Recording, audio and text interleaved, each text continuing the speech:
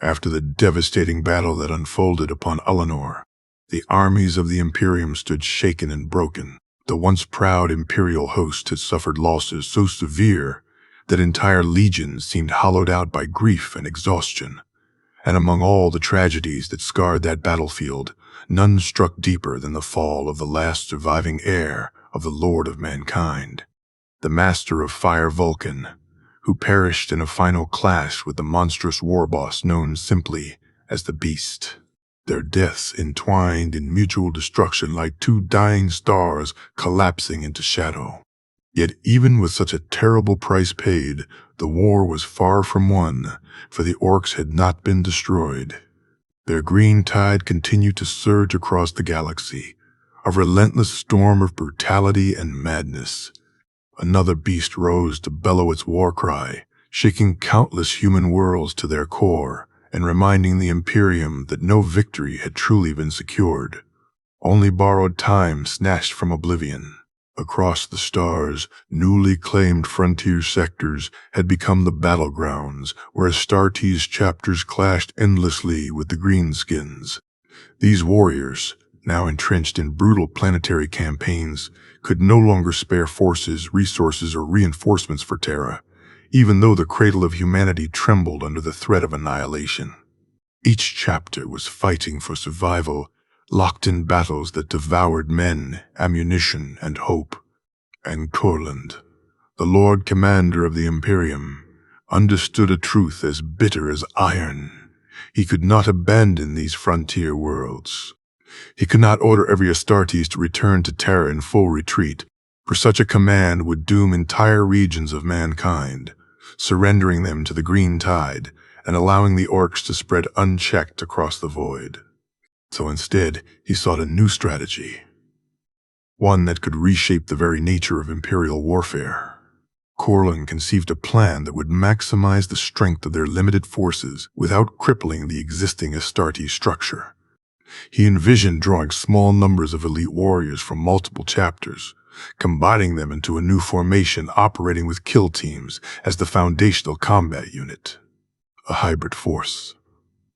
Unlike anything seen before, these squads would embody the specialized arts of war unique to each chapter, merging skills, doctrines, and instincts into a single lethal edge.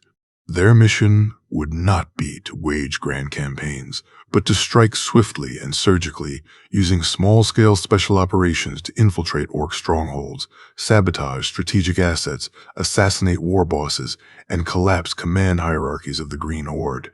Each operation would be fast, ferocious, and precise, like a scalpel cutting deep into the enemy's nerve centers. After achieving their objectives, they would withdraw before suffering heavy losses, accumulating advantage one strike at a time until the Imperium could regain dominance on the front lines. In Courland's design, these warriors drawn from different genetic legacies would form numerous adaptive kill teams, each shaped by the furnace of battle into weapons of precision, discipline, and deadly purpose. And even after the Beast Crisis ended, these teams would continue to exist, each chapter contributing new Astartes over time, sustaining this force as a permanent order within the Imperium, a vigil bound to eternal watchfulness. This hybrid formation would be armed with specialized weapons designed to counter Xenos threats, granting them mastery over the alien foes that plagued mankind, ensuring that never again would an orc invasion on the scale of Ullanor threaten the Imperium's heart worlds. And in honor of the fallen brothers who perished in the first Ullanor campaign, these warriors would become the eternal watchkeepers of humanity. They would bear a new name, Deathwatch. But the plan was met with fierce resistance from the High Lords. Many saw it as a violation of ancient Astartes traditions and an unlawful merging of chapter identities. Even Veritas, the inquisitorial representative who had supported Courland before, refused to endorse the creation of Deathwatch, casting a neutral vote like the fabricator General Kubik. Only the Grand Master of Assassins, Vengrish, offered his approval, though he no longer held true authority among the High Lords. Nevertheless, his voice was a lone spark in a chamber drowned in fear.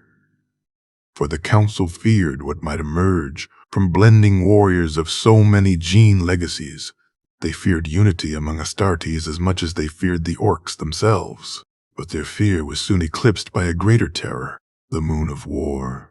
The colossal ork battle station that had lingered in forbidden orbit over Terra despite previous damage stirred once more. The portal once ruined had somehow been restored, and as the beast roared across uncountable broadcast channels, the green tide descended upon the throne world again. Millions of orks flooded the void above Terra, forcing the High Lords to abandon opposition and embrace desperation. All but the Ecclesiarch Mesring reversed their stance and supported the formation of Deathwatch. In the aftermath of the catastrophic battle upon Ullanor, the scars of war ran deeper than the shattered earth and ruined skies. The imperial armies had been broken, their proud legions reduced to fragments and echoes. The death of Vulcan, the last known scion of the Lord of Humanity, struck the Imperium like a silent thunderclap, a symbol of hope extinguished in the flames of his final clash against the monstrous war boss of the Greenskins. Their demise together was a pyre that lit the galaxy with grief. Yet even such a sacrifice failed to shatter the ork menace. The green tide remained relentless, swelling across the stars like a plague without horizon. World after world trembled beneath the roar of a new beast, whose rising power promised carnage without end. The Astartes chapters, already stretched thin across the newly seized frontiers, could offer little aid to Terra. Their own wars raged ceaselessly, and every warrior was a thread pulled taut between duty and survival. As the new imperial regent, Corland understood that abandoning the reclaimed territories to rush every force back to Terra would be a strategic collapse. Humanity could not retreat into a single fortress world. Humanity could not surrender its future to fear. Bolway. So Corland conceived a plan both unprecedented and perilous. He envisioned a force unlike any before, a unified brotherhood drawn from every chapter, a hybrid Astartes formation built around small strike forces, kill teams forged for precision infiltration and ruthless execution. Each team would wield the unique strengths of its diverse members, their combined talents forming surgical blades aimed at the hearts of ork war machines. They would strike swiftly, fall upon vital targets, decapitate command structures, and vanish before attrition could grind them down. Increment by increment, advantage would be reclaimed until the Imperium could once more stand firm upon open battlefields. In Corland's vision, these warriors of varied gene legacies would become instruments honed in fire, their differences reforged into disciplined unity. The kill teams would operate independently, hunting alien threats with unmatched expertise. Their existence would prevent another catastrophe like the War of the Beast, and their vigilance would stand eternal as a shield against the horrors of Xenos resurgence.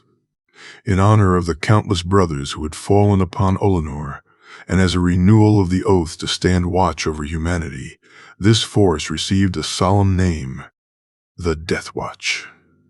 The Deathwatch.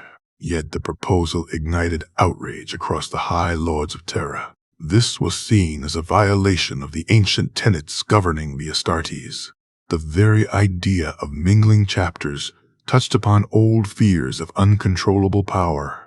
Even Veritas of the Inquisition, who had supported Corland until now, offered no approval, casting only an abstention, as did Fabricator General Kubrick. The Council seemed united in its resistance. Only Vangrelich, the Grand Master of the Officio Assassinorum, voiced support, though he no longer wielded true authority. The Deathwatch appeared doomed before it had drawn a single breath. But fear is fragile in the shadow of crisis. The slumbering ork attack moon, still hanging in forbidden orbit above Terra, stirred once more. What had been thought crippled now awakened with dreadful force. The once destroyed teleportation systems were restored by unknown cunning. The bellowing voice of the beast echoed through every frequency, and again orc forces manifested above the cradle of mankind. The sky itself became a battlefield, and panic surged across Terra. The High Lords, understanding the magnitude of looming extinction, reversed their votes. All but the Ecclesiarch Meslin became supporters in desperation. Thus, the first warriors of the Deathwatch were chosen from the survivors of Ullanor, their armor painted black in mourning for the dead. A silent legion of grief and vengeance. To calm the fears of the High Lords, this force was placed formally under the authority of the Holy Ordos of the Inquisition, forever severed from chapter politics and bound to imperial oversight. Their first mission began under the fractured escort of the battered Imperial Navy. 3. Kill teams launched a daring infiltration of the revived attack moon. Their objective was clear: plant the Mechanicus, crafted teleport beacons, reverse-engineered from orc technology, and cast the moon beyond the Sol system. The initial assault unfolded with startling success. The Deathwatch achieved insertion and secured their target sites. The Navy fulfilled its duty in bloody skies, but triumph dissolved into catastrophe when the teleport engines activated. The Mechanicus had never fully grasped the maddening science of the greenskins. Only half the moon was sent hurtling into the void. The remaining mass, torn apart by spatial rupture, collapsed under Terra's gravity and rained down upon the throne world like molten iron hell. Shattered fragments obliterated defensive shields in the very shadow of the Imperial Palace. Vast regions were vaporized. The civilian districts, unprotected, became endless wastelands. Countless billions perished beneath the inferno. Terra was wounded beyond measure. Yet the menace above had finally been erased. Corlin did not falter. He surveyed the devastation and sought understanding, not despair. The war had revealed a terrifying truth. The Imperium could not triumph through brute force alone. To defeat the Greenskins, the Imperium needed a weapon against their greatest strength. Energy, the psychic warp force that surged among orcs. A power Vulcan himself had fallen to in the final detonation. Energy was unlike human or eldar sorcery. Orcs drew their might directly from one another. Their numbers, their rage, their belief amplified power into a storm that warped reality and birthed impossible engines of war. The Mechanicus could not replicate their machinery because orc weapons functioned through the latent psychic fields surrounding their users. In studying a report returned from the siege of Zerenic IV, Courland and his lieutenant Maximus Thane discovered a revelation. Amid a 15th century conflict between loyalists and traitors, the Black Templar Marshal Magneric, entombed in dreadnought form, fought against the orc assault. The spirit of battle, belief, and unbreakable conviction allowed him to resist Wa's shockwaves. He slew a psychic orc, Weird Boy, and its death unleashed a backlash that eradicated swaths of greenskins. This confirmed Courland's suspicion victory would hinge upon countering Wa energy. Inquisitor Veritas then revealed knowledge long buried, the existence and location of a nearly forgotten fortress of the Silent Sisterhood, elite pariahs who nullified psychic powers. Once known as the Hands of the Emperor, they had faded into myth after the disappearance of the Emperor and Primarchs. Scattered across the galaxy, the Sisters had become wandering hunters of rogue psychers. Some had vanished into obscurity, others had subtly continued ancient duties, transporting captives aboard the infamous black ships. And a rare few had birthed children carrying the pariah gene, ensuring a thin bloodline survived. But as an order, they were nearly extinct. Yet Veritas claimed a single bastion remained, the Silent City upon the edge of the Peace Sector, where 50 sisters endured. Courland led a force personally and discovered the world besieged by orcs. He ordered an immediate intervention. The sisters were saved, but their stance remained cold. They despised the rotting Imperium that had abandoned them. They were loyal only to the Emperor and his sons. They would rather see the Imperium burn than serve it again. But when they learned of Vulcan's return and his sacrifice, his mantle passed to Courland, they relented. If the son of the Emperor had given his life for humanity, then they would honor ancient vows and spill their blood once more. With their aid, the Deathwatch evolved a new mode of war. Sisters will identify orc, weird boys, and collapse their war fields using pariah power, triggering psychic detonations that could topple legions. A new grand offensive took shape. The Shattered Astartes chapters, the reborn Imperial Army, the Titan legions, the Knights, the Stormtroopers, and the Silent Sisters all marched for the Second Ullanor War. Transport vessels were supplied by the Inquisition as the Navy lay broken. This was a smaller force than before, but stronger in purpose. Courland led from the front, accompanied by the Black Templar High Marshal Bohemond and Asgar Warclaw, the first watch captain of the Deathwatch. Their mission was singular: hunt and destroy every surviving beast, end the orc dominion forever. Thus began the final march of the Imperial Fists, the last stand of a brotherhood whose legacy would echo into eternity. As the Second Ullanor campaign began, the stars themselves seemed to hold their breath. The once glorious empire now stood on the edge of collapse. It still forced itself forward, driven by desperation and the memory of what humanity once was. Even shattered fleets and wounded armies were summoned, because there was no alternative.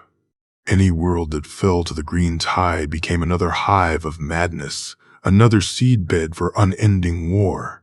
So the Imperium gathered what strength remained and hurled it back into the void. The landing was brutal. The surface of Ullanor was a graveyard of the first campaign. Scorched continents, broken fortresses, and endless plains littered with rusted war machines from both man and orc.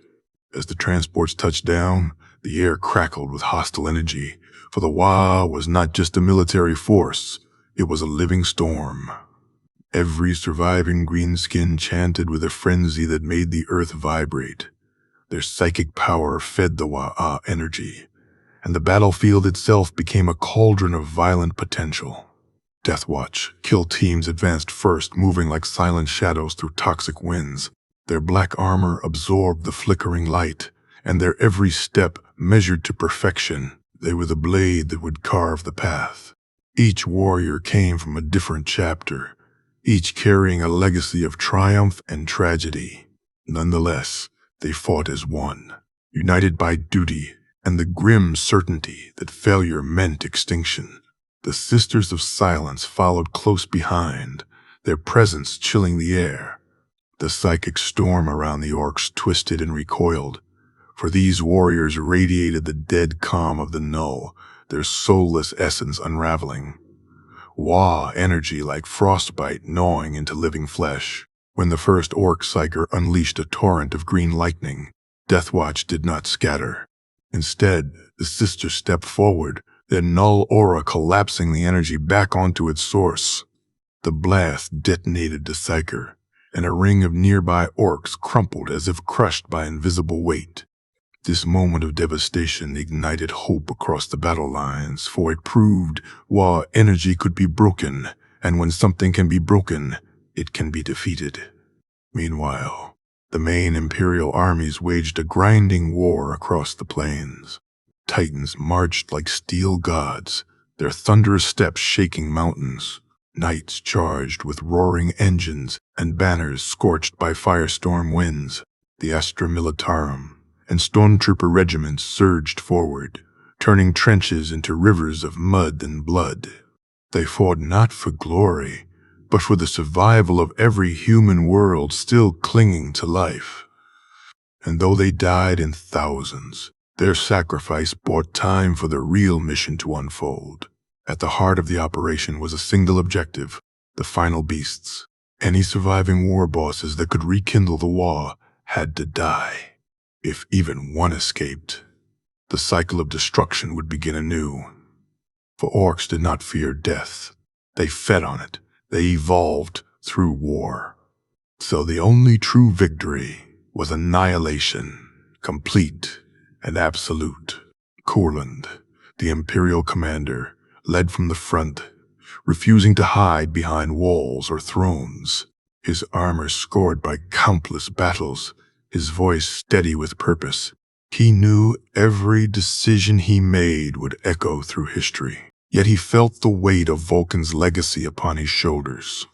Vulcan had entrusted him with humanity's fate, and even in death, the Primarch's presence seemed to guide him like a distant ember glowing in the darkness, urging him forward.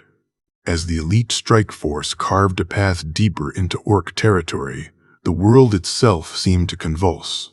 The forests mutated into twisted metal blooms, the sky flickered with psychic storms, the very laws of nature bent under Way energy. But the kill teams pressed on, their resolve unshaken. Every fallen orc weakened the psychic tide, every slain psyker dimmed the storm, and with each victory, humanity reclaimed a fragment of courage. Far above Ullanor, the shattered moon remnants still orbited like jagged tombstones, a reminder of catastrophic failure, but also of ruthless determination. For even devastation could become a stepping stone toward triumph. The Imperium had paid in blood. Now it demanded results. Soon, the strike force reached the final bastion. A colossal fortress forged from looted starship hulls and powered by raw Wa energy. Inside waited the last survivors of the beast lineage towering war bosses, whose presence alone amplified the psychic field. They were the heart of the Green Tide and the architects of galactic dread. The air grew heavy, every breath tasted of iron and ash, and yet the warriors did not falter, for they knew that beyond these walls lay either salvation or oblivion. Courland raised his blade, his voice steady and calm as he gave the order to advance. And in that moment, the Deathwatch and the Sisters of Silence surged forward like a storm of iron and shadow. The final battle had begun, and the fate of mankind hung by a single thread. The Second War for Ullanor began under a sky that seemed permanently stained by fire and smoke. The Imperial fleet advanced cautiously, its numbers reduced and its hulls scarred, yet its purpose sharper than ever before. Every soldier, every Astartes, and every silent sister carried the weight of a single truth. Humanity could not survive another defeat. The echoes of the first Ullanor disaster still haunted every corridor of every warship. Millions dead. A Primarch lost. Entire sectors burning. Yet in this moment, the Empire was no longer retreating. It was moving forward. It was moving forward. Somebody has Bry on the bridge of the flagship. Courland stood silent, watching the stars shift as the fleet began its final approach. He understood better than anyone that this war was no longer about territory or pride. It was survival, pure and absolute. The orks had become a storm that could devour the galaxy, and every passing day their Wa energy intensified, their frenzy spreading like wildfire through the warp. If left unchecked, the Green Tide could drown every human world. The Imperium was no longer fighting for victory. It was fighting to prevent extinction. The Deathwatch strike squads assembled in shadowed hangars, each warrior clad in black armor, each bearing the heraldry of its parent. Chapter reduced to a small badge on the pauldron. What had begun as a desperate experiment had become the spear point of the Imperium. These warriors were no longer simply space marines. They were weapons sculpted for precision, blades honed by shared suffering. Brothers forged not by oaths, but by purpose. Their mission was clear. They would strike deep into enemy territory, kill the orc leadership, and collapse the Wa'a from within. If they failed, the Imperium would fall. Among them, the Silent Sisters moved like ghosts. Their presence alone twisted the air. To stand near them was to feel the warp itself recoil. They spoke no words, yet their meaning was undeniable. They would be the key to neutralizing the orc psychers. It was the psychers who amplified Wa'a energy into storms of destructive force. It was they who had unleashed explosions strong enough to kill the Primarch Vulcan. Now the Imperium sought not only to fight the orcs, but to unravel the source of their strength. As the fleet descended toward Ullanor, the planet appeared less like a world and more like a wound carved into the galaxy. Entire continents had been reshaped into fortresses. Mountains had been torn apart to build crude yet monstrous war machines. Vast channels glowed with energy, pulsing like veins feeding the beating heart of the Wa. Every orc settlement roared with the thunder of industry. It was no longer a planet.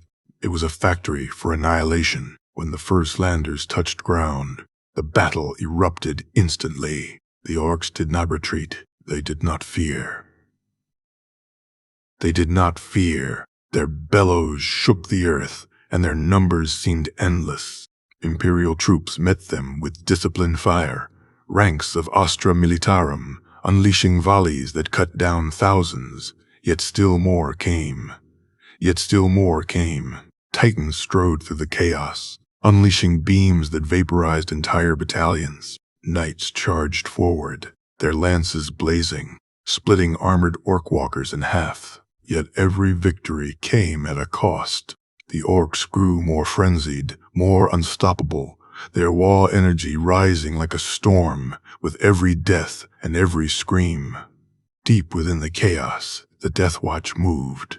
Small squads slipping behind enemy lines, each step planned, each strike surgical. They targeted command nodes, weapon stockpiles, and communication hubs. Every destroyed structure chipped away at the orc war machine, but they all knew these were only preliminary wounds. The true objective lay further ahead. The war boss, the beast. The monstrous leader whose existence fueled the entire invasion. Kill the beast, and the Wa'a might collapse. Courland led the vanguard personally, accompanied by the Silent Sisters and the finest of the Deathwatch. Courland. His decision shocked many. Commanders did not walk into the jaws of death. Yet Courland understood a stark truth. Symbolism mattered. The Imperium had lost too many leaders, too many icons. If he stayed behind, morale would crumble. If he fell, it would be a sacrifice acknowledged by all. A leader who shared the danger of his soldiers, a leader worthy of the Primarchs. As they advanced through ruined corridors carved from metal and bone, the Silent Sisters began to feel the intensity of the Wa energy. It pulsed like a malignant heartbeat, rattling armor and shaking stone. Ahead lay a colossal chamber where the air rippled with psychic force. The orc psychers stood in a circle, channeling raw power into the war engine that sustained the beast. Their presence poisoned reality itself. Even the Astartes felt nausea and pressure behind their eyes. But the Silent Sisters stepped forward unflinching. Their null aura collided with the Wa'a energy like two storms meeting head-on. The psychers shrieked, their power destabilized. Green lightning arced through the chamber, striking orcs indiscriminately. The psychic storm turned inward, devouring its source. Dozens of orcs fell dead, their bodies bursting from internal pressure. This was the first turning point of the war. Proof that Wa'a energy could be broken. Proof that the Imperium had a weapon against the unstoppable. With the psychers dead, the path to the beast lay open. The Deathwatch pressed forward, and soon the towering war boss revealed itself. Massive beyond reason, clad in armor stitched from tanks and titans, radiating psychic malevolence. It was more than a creature. It was a force of nature given flesh. Its roar shattered stone. Its steps shook the ground. Yet Courland did not falter. He ordered the attack. The battle was brutal. Warriors were torn apart. Bolters roared. Blades struck. The beast fought like a god of war, yet the silent sisters circled, closing their null field around it. The way energy sputtered, the beast weakened. And in that fleeting moment of vulnerability, Corlin struck the killing blow. The war boss fell. The psychic storm collapsed. Across Ullanor, orks froze in confusion, their unity shattered. What had been a roaring tide became a disorganized horde. The Imperium seized the moment. Titans advanced. Artillery thundered. Astartes charged. The orc war machine crumbled. The Second Ullanor War ended not with triumph, but with exhaustion. Millions dead, yet the beast destroyed. For the first time in generations, humanity felt hope, but the victory came with a grim truth. This was only one beast. The galaxy was vast. The orcs were endless, and somewhere out there, another Wa was already beginning to rise. The Second Ullanor campaign unfolded like a storm across the silent void of space, and every vessel in the Imperial Armada carried both fear and purpose.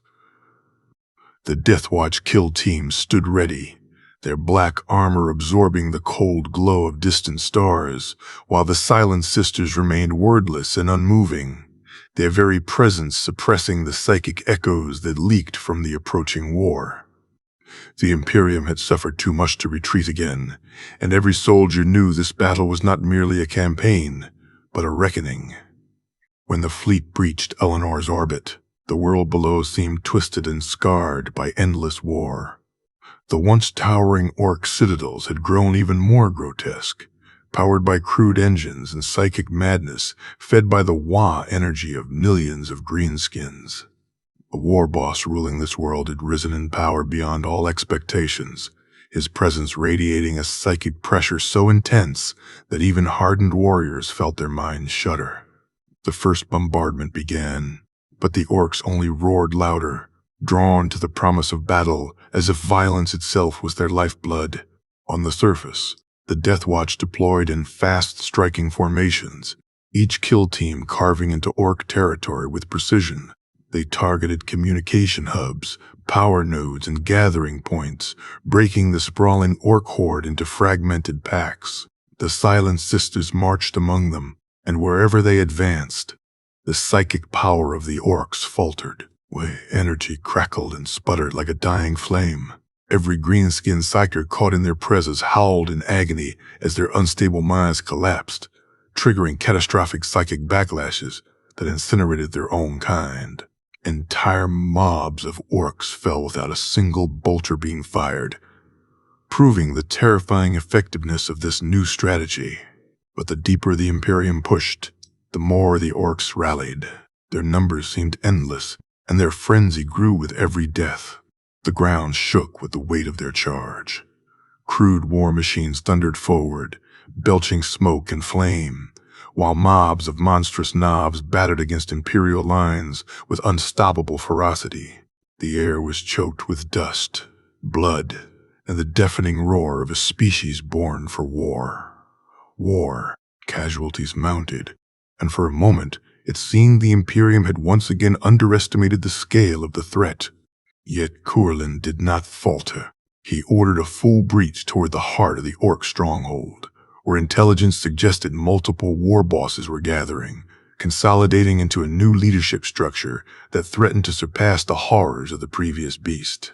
The Deathwatch kill teams accelerated their advance, guided by Silent Sisters who could sense psychic concentrations ahead like distant storms. One by one, the teams infiltrated the Citadel's outer layers, sabotaging engines, toppling fortifications, and collapsing tunnels to isolate the orc command structure. Inside the fortress, the air was electric with Wa fury. Massive glyphs pulsed with energy, fueled by the collective will of millions. Every wall was crafted not only from metal but from belief itself. The orcs believed this fortress was invincible, and that belief made it stronger. This was the terrifying truth Corlin had come to understand. Energy was not merely psychic power, It was the physical manifestation of orcish certainty. And as long as they believed in victory, the greenskin tide would never truly stop. The breakthrough came when a silent sister reached the central nexus. Her null aura spread like a void, extinguishing the psychic currents running through the structure. The Wa field dimmed, and for the first time the fortress trembled not with strength, but with fear. The orcs reeled, their minds flickering, their war cries faltering as if the universe itself betrayed them. In that moment, the Deathwatch surged forward, striking with lethal precision. Bolter fire shredded armored beasts. Chainswords carved through monsters towering twice the height of a man, and thunder hammers shattered the crude sci-tech devices powering the citadel. Then, the final confrontation erupted. The war boss, a behemoth crowned in jagged iron and dripping with wah, lightning barreled into the chamber. His voice shook the stone, his presence warping reality itself. His Wea energy boiled like a storm, threatening to tear the very air apart. But the silent sisters stepped forward, their mere existence unraveling the psychic fabric around him. The war boss staggered, roaring in confusion, his power collapsing inward like a suffocating star. In that opening, the Deathwatch struck as one. Their blades found flesh, their bolters found bone, and with a final earth-shaking blow, the war boss fell. Silence followed. Not peace, just silence. Across Ullanor, the Wa'a field shattered. Greenskins halted mid-charge, stunned by a psychic trauma they could not comprehend. Many simply collapsed. Others turned feral without direction, and pockets of resistance burned out like dying embers. The Imperium had achieved the impossible. They had slain another beast and broken the spine of an invasion that threatened the entire galaxy. When the dust settled, Corlin stood among the shattered remains of the citadel, his armor scorched, his breath ragged, but his resolve unbroken. Around him, the Deathwatch formed a silent honor guard, the Silent Sisters lowering their heads in solemn acknowledgement. This victory was bought with immeasurable sacrifice, but it proved something vital. The Imperium could fight back and win, not by overwhelming force, but by understanding the nature of the enemy. In the aftermath, the Deathwatch was no longer a desperate experiment, but a permanent shield forged from grief and necessity. The kill teams would persist, drawing recruits from every chapter, honing their skills against every alien threat. They would become the eternal hunters, the silent blade striking before any Xeno's power could rise again. Their legacy was carved not in glory, but in duty. A promise that humanity would never again be caught unprepared. And though the galaxy remained dark, though new wars simmered on distant stars, and though countless worlds still trembled under the shadow of alien menace, humanity had taken its first true step toward survival. The Deathwatch stood vigilant. The Silent Sisters renewed their sacred charge, and Corland, the imperial fist who refused to break, became the anchor of a future forged not by hope, but by endurance. The beast was dead, but the war for mankind had only just begun.